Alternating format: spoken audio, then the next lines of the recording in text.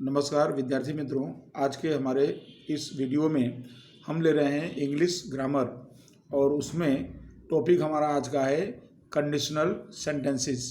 तो conditional sentence किस तरह से बनते हैं आज हम उसके बारे में चर्चा करेंगे।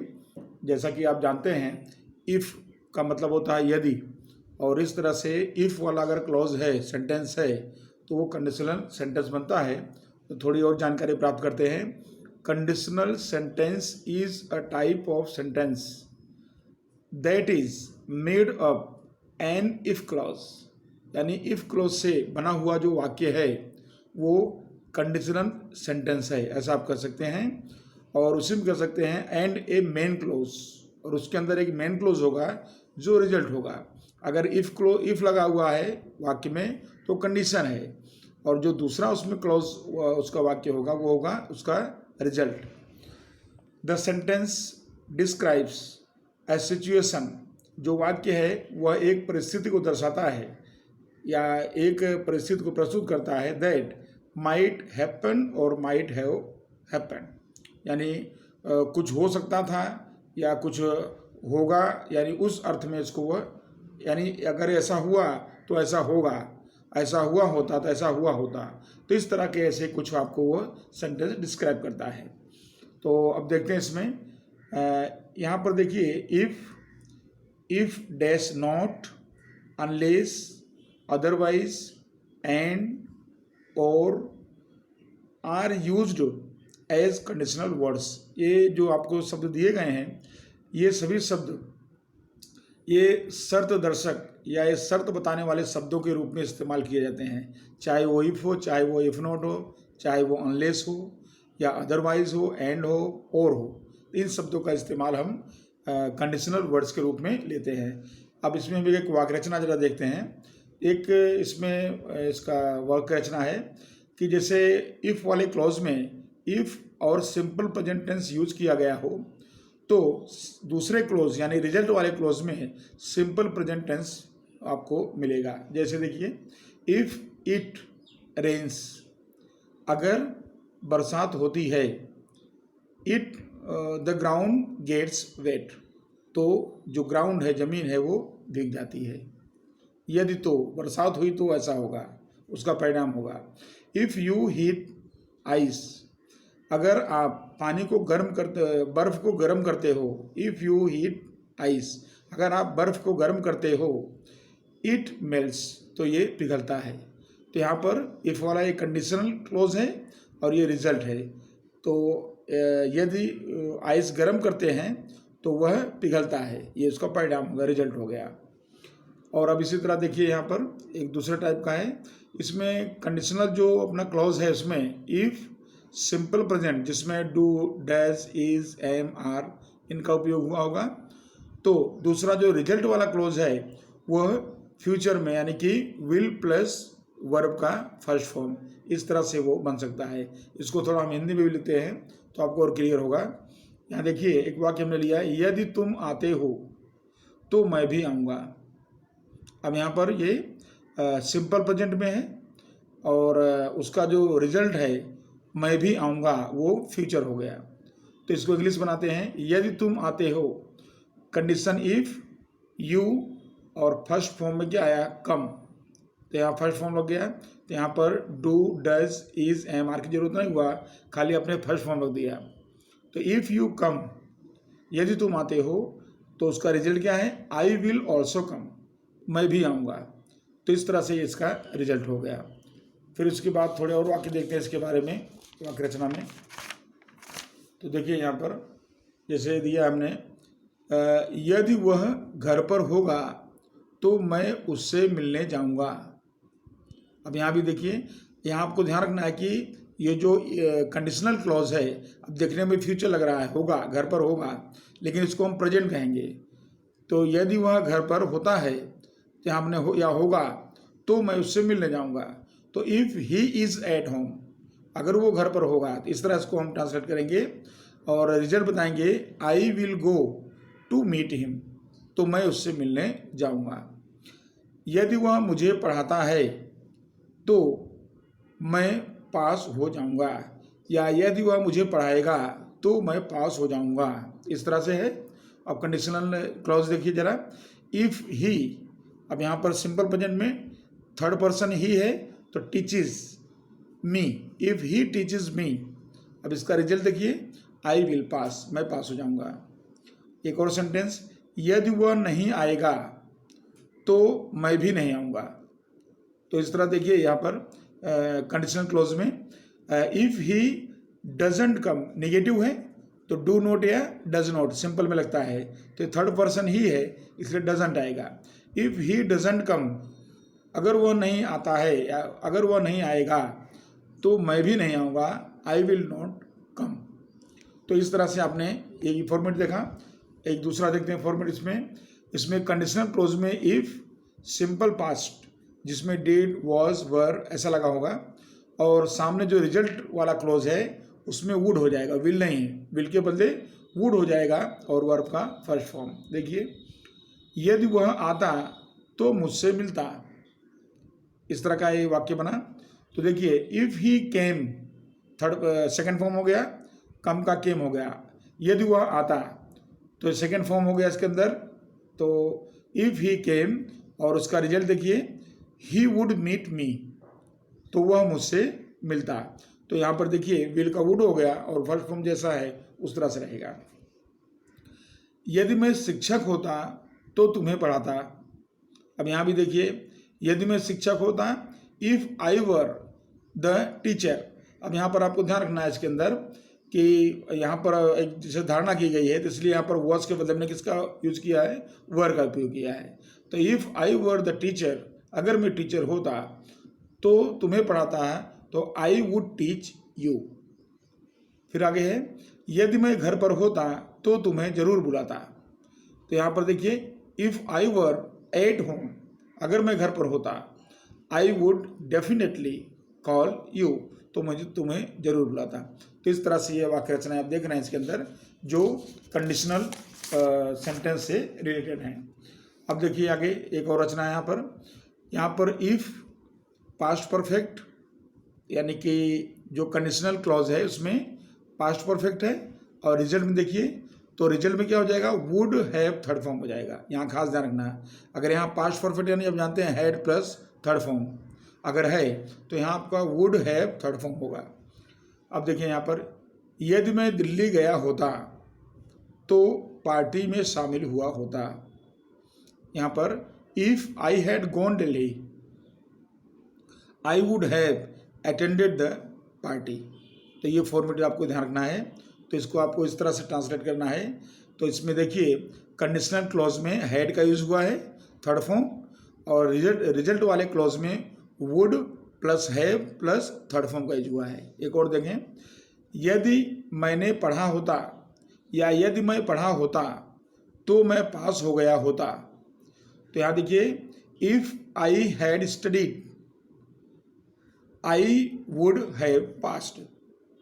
तो ये वाक्य रचना जो है आपने देखा है, तो इस तरह से इन वाक्य रचनाओं के हिसाब से आपका कंडीशनल क्लॉज तैयार होता है जो कंडीशनल सेंटेंस बनता है।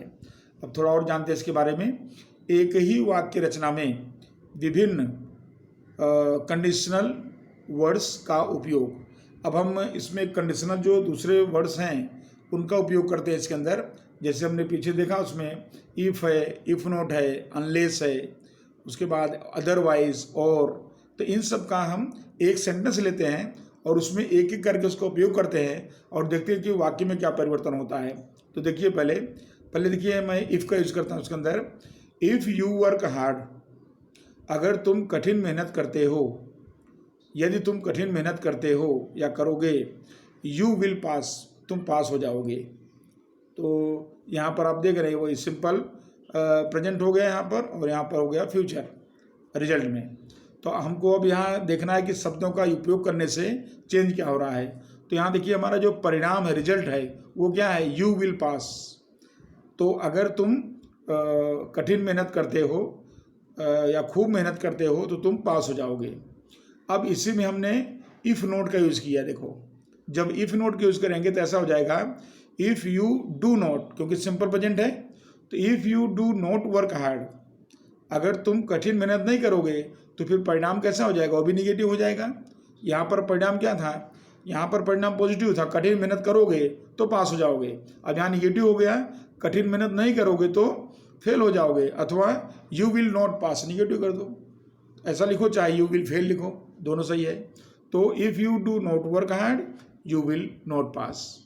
फिर देखिए अब अनलेस का यूज कर रहे हैं, आपको ध्यान रखना होगा अनलेस का मतलब होता है इफ़ नॉट, यानी चाहे आप इफ़ नॉट का यूज करो और चाहे अनलेस का यूज करो, दोनों एक ही बात है, तो ये निगेटिव है। तो अनलेस यू वर्क हार्ड, यदि तुम कठिन मेहनत नहीं करते हो तो यू विल नॉट पास, तो परिणाम इसके जैसे ही आएगा जो निगेटिव है। तो इसलिए इसका भी परिणाम देखो आया यू विल नॉट पास। फिर आता है work hard and you will pass. अब आपको ध्यान रखना है कि यहाँ पर जैसे एंड का यूज हुआ है तो यहाँ पर कर्ता की जरूरत नहीं है, सब्जेक्ट यहाँ पर नेसेसरी नहीं है, इसलिए सब्जेक्ट हमने हटा दिया है। तो खाली क्या लिया यहाँ से, वर्क हार्ड। तो यहाँ देखिए work hard and you will pass, कठिन मेहनत करो या कठिन मेहनत करो और तुम पास हो जाओगे। तो ये जो है ये पॉजिटिव थिंकिंग में आ गया। कैसे, देखिए जैसे ये if you work hard you will pass, यहाँ परिणाम देखिए, और यहाँ देखिए work hard and you will pass, इसका रिजल्ट और इसका रिजल्ट दोनों का सेम हो गया। यानी अगर खाली इफ़ का यूज हो रहा है तो जो परिणाम होगा वही परिणाम एंड के साथ वही परिणाम आएगा, दोनों सेम रहेगा। और देखते हैं आगे, फिर से देखिए अदरवाइज का यूज कर रहे हैं, यहाँ भी आपको सब्जेक्ट की जरूरत नहीं है, तो हमने लिखा work hard otherwise you will not pass. अब ये देखिए कठिन मेहनत करो नहीं तो तुम पास नहीं होगे।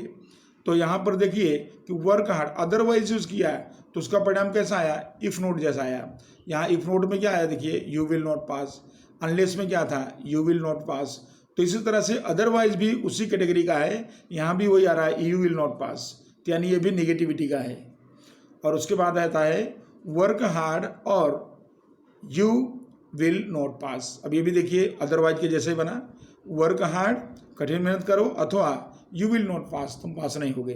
तो इस तरह से आप देख पा रहे हैं इसके अंदर कि ये दो सेंटेंस हैं, इफ वाला सेंटेंस और ये एंड का जो सेंटेंस है, इन दोनों के परिणाम सेम है। देखिए यू विल पास और यू विल पास, इसका मतलब अगर आपको कभी इफ़ के बदले एंड यूज़ करना हो तो दोनों सेम रहता है, जबकि इफ़ नॉट, अनलेस और अदरवाइज और इन देखिए इनका सबका परिणाम एक जैसा है, you will not pass, you will not pass, you will not pass, you will not pass, यानी ये चारों जो है वो एक कैटेगरी के हैं और चारों में निगेटिविटी है इसके अंदर।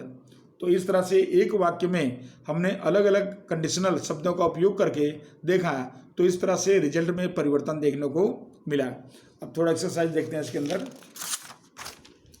तो एक्सरसाइज देखने के पहले हम देख लेते हैं, जैसे हमने पीछे अभ्यास किया, इफ़ और एंड इन दोनों का यूज एक जैसा है, और इफ़ नॉट, अनलेस और अदरवाइज इनका यूज़ एक जैसा है। यानी अगर इनका आप इस्तेमाल करेंगे तो इनका परिणाम सेम आएगा और इसका परिणाम डिफरेंट आएगा ऊपर दोनों का। अब देखते हैं जरा इसमें, if you do not help me I shall fail. अब यहाँ देखिए अनलेस का यूज़ करना है आपको, प्रैक्टिस करने के लिए अपने देख रहे हैं इसके अंदर। तो यहाँ पर इफ़ नॉट है और इफ़ नॉट के बदले में क्या लगाना है, हमको अनलेस लगाना है। तो जब हम इफ़ नॉट के बदले में अनलेस यूज करेंगे तो ये देखिए इफ़ नॉट और अनलेस वो दोनों का मतलब एक ही हो रहा है, यानी कि ये परिणाम जो इसका है उसमें कोई चेंज होने वाला नहीं है। अब देखिए कैसे हो जाएगा, खाली इफ़ नॉट निकल गया तो क्या हो गया, वहाँ पर अनलेस आ गया, अनलेस यू हेल्प मी, क्या हो गया इसके अंदर, अनलेस यू हेल्प मी, और फिर रिजल्ट देखिए आई शैल फेल, यहाँ भी क्या आया, आई शैल फेल। फिर उसके बाद देखिए help me and I will succeed, मेरी मदद करो और मैं सफल हो जाऊंगा। तो यहाँ पर देखिए यहाँ पर अनलेस का यूज करना है। अब ये क्या है, एंड, तो ये एंड है यानी इफ़ के साथ वाला जो है वो, और आपको यूज करना है अनलेस। तो यहाँ पर देखिए दोनों के रिजल्ट क्या होंगे, चेंज होंगे, यहाँ पर परिणाम चेंज हो जाएगा। तो हमने यहाँ पर एंड यूज हुआ है तो ये आई विल सक्सीड है, जब अनलेस यूज करेंगे तो निगेटिव हो जाएगा। तो यहाँ क्या हो जाएगा अनलेस के लिए। और दूसरा कि हम यू के बदले एंड के बदले अनलेस यूज कर रहे हैं तो यहाँ सब्जेक्ट चाहिए हमको, तो सब्जेक्ट लिखेंगे अनलेस यू हेल्प मी, इस तरह हो जाएगा। अनलेस यू हेल्प मी, और यहाँ देखिए आई विल सक्सीड था, क्या हो गया, आई विल नॉट सक्सीड, अगर तुम मेरी मदद नहीं करते हो तो मैं सक्सेस नहीं होऊंगा। तो यहाँ पर आपको ध्यान रखना है इसके अंदर वाक्य रचना में कि अगर आपने एंड के बदले में अनलेस यूज़ किया है तो वो डिफरेंट होने की वजह से उसका रिजल्ट जो है वो चेंज हो जाएगा। फिर देखिए आगे, if I am not ill I will come, अगर मैं बीमार नहीं होता हूँ तो मैं आऊँगा। तो यहाँ पर इफ़ नॉट यूज हुआ है और उसके बदले आपको खाली क्या यूज करना है, इफ़ का यूज करना है। तो ये देखिए इफ़ नॉट है, बदले में इफ़ का यूज करेंगे तो यहाँ भी परिणाम क्या होगा, चेंज होगा। तो देखिए यहाँ पर इफ़ आई एम इल, अब यहाँ पर नोट निकल गया, तो इफ़ आई एम इल तो इसका रिजल्ट क्या था पहले का, आई विल कम, तो यहाँ क्या हो गया, आई विल नॉट कम, अगर मैं बीमार होता हूँ तो मैं नहीं आऊँगा। तो इस तरह से वाक्य रचना में रिजल्ट में परिवर्तन हो गया। आगे, unless it is very hot I will go out, unless यानी आप जानते हैं इफ नॉट होता है, तो यदि बहुत अधिक गर्मी नहीं है तो मैं बाहर आऊँगा, आई विल गो आउट, या मैं बाहर जाऊँगा, इस तरह से हो गया। अब यहाँ इफ़ का यूज़ करेंगे तो यहाँ भी इसका रिजल्ट चेंज होगा, क्योंकि अनलेस और इफ़ दोनों डिफरेंट हैं। तो देखिए, if it is very hot I will not go out, अगर बहुत गर्मी है तो मैं बाहर जाने वाला नहीं हूँ या बाहर नहीं जाऊँगा। If you are regular in food you will not be ill, अगर आप जो है आहार में रेगुलर या नियमित हैं तो आप बीमार नहीं होंगे। तो यहाँ पर आप देख रहे हैं इफ़ का यूज हुआ है, तो इफ़ का यूज हुआ है, बदले में क्या आप यूज करना है, यहाँ पर अदरवाइज का यूज करना है। तो जब अदरवाइज का यूज करेंगे तो डिफरेंट हो जाएगा, क्योंकि यहाँ देखिए यहाँ पर इफ़ और एंड सेम है, इफ़ नॉट अनलेस और अदरवाइज ये सेम है, तो यानी इस इफ़ के बदले अदरवाइज यूज कर रहे हैं तो रिजल्ट चेंज हो जाएगा, उसका निगेटिव होगा तो पॉजिटिव हो जाएगा, पॉजिटिव होगा तो निगेटिव हो जाएगा। अब देखिए यहाँ पर क्या हो जाएगा, अदरवाइज यूज करेंगे तो अब जैसे हमने देखे कि अदरवाइज में सब्जेक्ट की जरूरत नहीं है तो यू की जरूरत नहीं है, तो हमने क्या लिख दिया, be regular otherwise you will be ill, यहाँ पर था you will not be ill और यहाँ क्या हो गया, यू विल बी इल। तो यहाँ हो गया नियमित हो जाओ नहीं तो तुम बीमार हो जाओगे, इस तरह से हो गया ये। और उसके बाद एक और सेंटेंस देखते हैं, यू कैन